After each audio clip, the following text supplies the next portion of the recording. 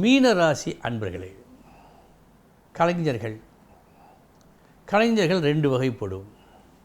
பாட்டு, dance, cinema, இதை போன்ற கலையும் இருக்கிறது. இயல், இசை, நாடகம், அதில் அது வந்துடும். இன்னொன்று தத்துவம். இது படிப்பு சம்பந்தப்பட்டது. இந்த தத்துவ விஷயத்தில் மீன ராசிக்காரர்களை வெல்வார் யாரும் இல்லை. பிறப்பிலே சொல்வார்களோ பார்ன் ஆர்டிஸ்ட் என்று சொல்வார்களே, அதுபோல் பிறப்பிலேயே இவைகளை பெற்று வந்தவர்கள் இவர்கள். சகலமும் அறிவார்கள். எந்த பிரச்சனைக்கும் தீர்வு சொல்வார்கள். இவர்களது பேச்சு இனிமையாக, இன்னும் கொஞ்சம் பேச மாட்டாரா என்று கேட்போர் ஏங்குகின்ற அளவில் இருக்கும். மொத்தத்தில் இவர்களை மற்றவர்கள் பெரிதும் விரும்புவார்கள். இவர்களுக்கு இந்த ஆண்டு எப்படி இருக்கிறது? இவர்களது முயற்சி நல்ல பலனை கொடுக்கிறது. சாதாரணமாகவே நன்றாக யோசித்து முயற்சி செய்பவர்கள்தான் இவர்கள். இந்த ஆண்டு அந்த முயற்சியால் விளைய இருக்கும் நன்மைகள் பெரிதாக காட்டுகிறது. மிக நல்ல ஒரு அம்சத்தை காட்டுகிறது. ஒரே வார்த்தையில் முயற்சி மாபெரும் வெற்றியை கொடுக்கும். புகழ் உண்டு, நல்ல புகழ் உண்டு.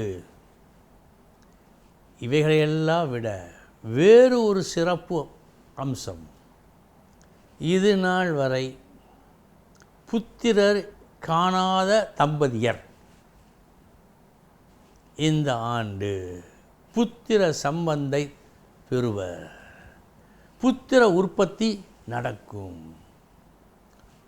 ஏற்கனவே புத்திரர்கள் இருந்தால் அந்த குழந்தைகளால் இன்பம் உண்டாகும். எப்படியோ குழந்தை பெற்றோ அல்லது குழந்தையால் சில புகழ், சில நன்மைகளை பெற்றோ மகிழ்ச்சி அடையும் பாக்கியம் இவர்களுக்கு உண்டு.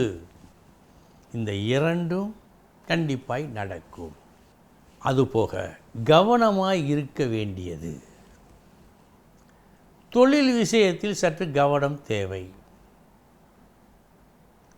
ஏனென்றால் இதில் ஒரு சில பிழைகள், குறைகள், தடுமாற்றம் இவையெல்லாம் கொஞ்சம் கொஞ்சம் தெரிகிறது.